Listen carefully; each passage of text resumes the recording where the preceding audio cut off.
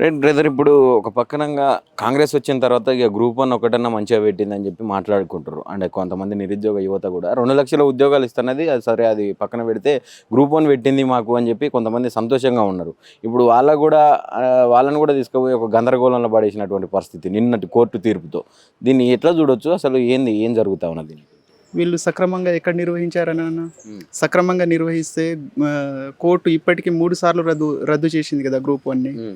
వీళ్ళ వైఫల్యం అనే చెప్పుకోవాలి. గ్రూప్ 1 నిర్వహించడంలో కానీ, టీజీపీఎస్సీ ఎగ్జామ్స్ నిర్వహించడంలో కానీ కాంగ్రెస్ అంత చెత్త గవర్నమెంట్ ఎక్కడ లేదు.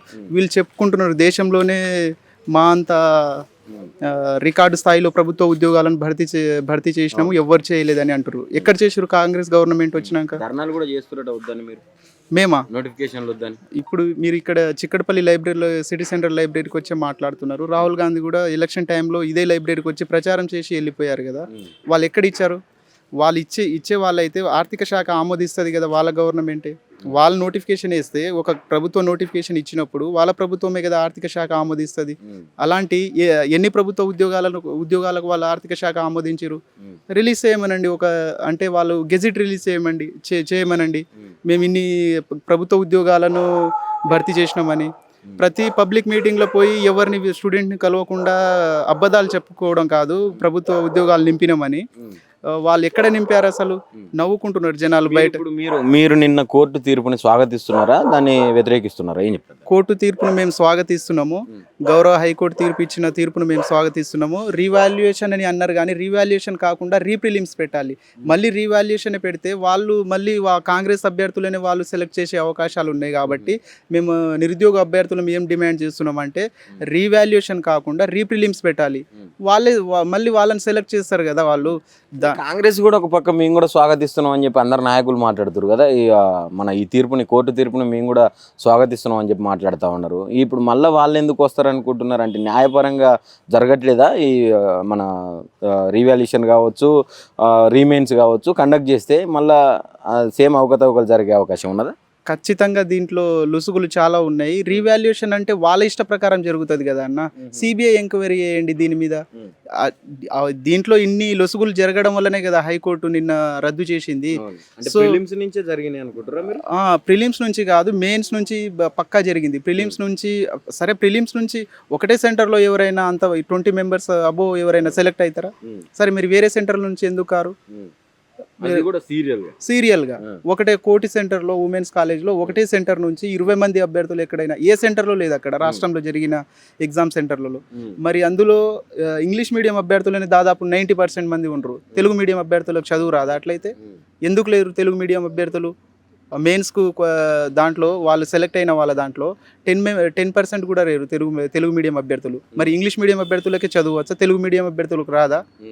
మరి ఇవన్నీ వాళ్ళు గవర్నమెంట్ వైఫల్యం అనే చెప్పుకోవాలి. వాళ్ళ కాంగ్రెస్ అభ్యర్థులను పెట్టుకొచ్చే వాళ్ళు నిర్వహిస్తున్నారు తప్ప పారదర్శకంగా ఎక్కడ జరుగుతుందని చెప్పుకోవచ్చు. ఇక్కడ ఇది పారదర్శకత లేకుండానే నిరుద్యోగులు తెచ్చుకున్న ప్రభుత్వం ఇది. నిరుద్యోగుల ప్రభుత్వం, నిరుద్యోగులకు పెద్దపీట వేస్తా అని చెప్పి ప్రమాణ స్వీకారం రోజు కూడా మాట్లాడినటువంటి మాటలు గుర్తున్నాయి కదా మనందరికీ. మళ్ళీ ఎందుకు నిరుద్యోగులను ఇంత మోసం చేస్తారు కాంగ్రెస్? వాళ్ళు నిరుద్యోగులు తెచ్చుకున్న ప్రభుత్వం అని చెప్తే నోటిఫికేషన్లు ఇస్తారన్న.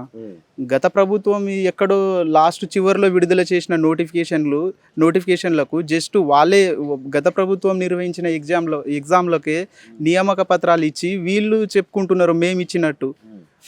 ఎక్కడ 2 లక్షల ఏడాదికి 2 లక్షల ఉద్యోగ నోటిఫికేషన్లు అన్నారు.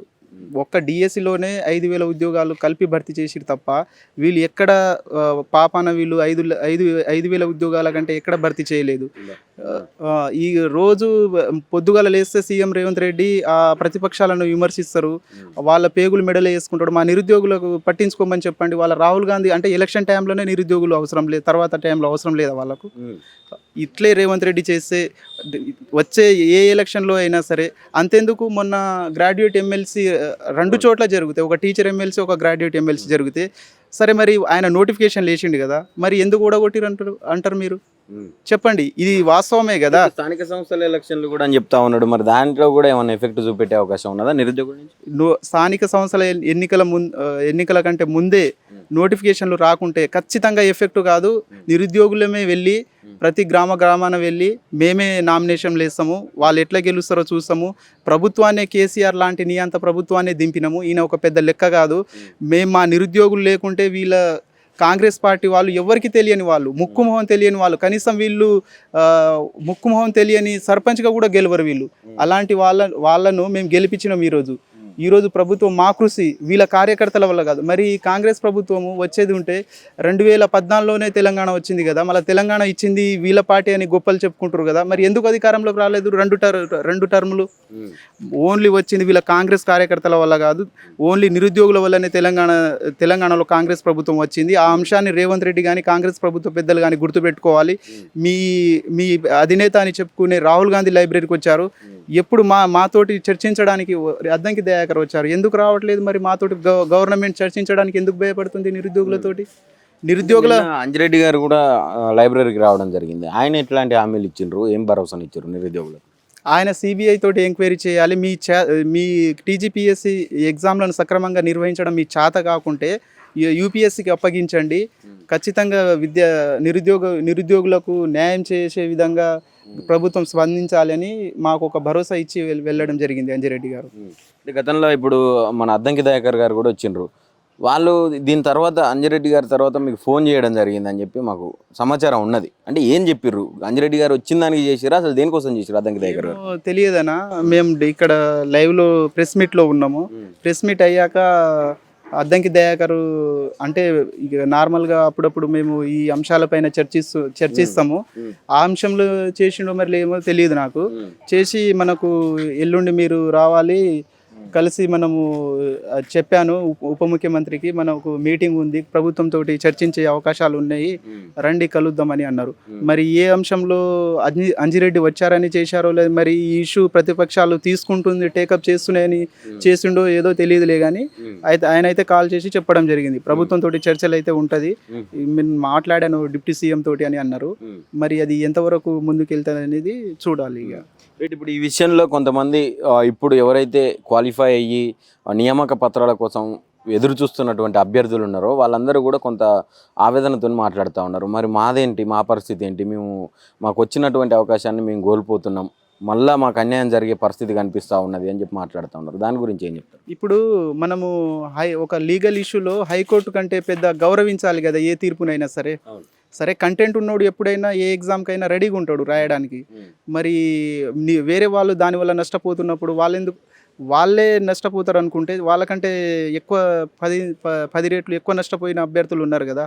మరి కోర్టే ఎంతమంది ఉంటారు మీరు మొత్తం? అంటే దేంట్లో అంటే ఇప్పుడు మీరు ఎవరైతే మళ్ళీ రీమెయిన్స్ కావచ్చు, రీవాల్యుయేషన్ కావచ్చు, ప్రిలిమ్స్ కావచ్చు కోరుకునేటటువంటి అభ్యర్థులు ఉన్నారు, వాళ్ళు సెలెక్ట్ అయిన వాళ్ళ గురించి నాకు తెలియదులే కానీ అందరం కోరుకుంటున్నాం ప్రిలిమ్స్ పెట్టమని. రీవాల్యుయేషన్ కాదు మేము డిమాండ్ చేసేది, ప్రిలిమ్స్ ఫస్ట్ నుంచి పెట్టాలి. మాకు టీజీపీఎస్సీ ప్రక్షాళన జరగలేదు, మాకు స్టార్టింగ్ నుంచి మీకు చాలా అనుమానాలు ఉన్నాయి, మాకు అందుకే ప్రిలిమ్స్ నుంచి నిర్వహించండి అని మేము డిమాండ్ చేస్తున్నాం. Thank you brother.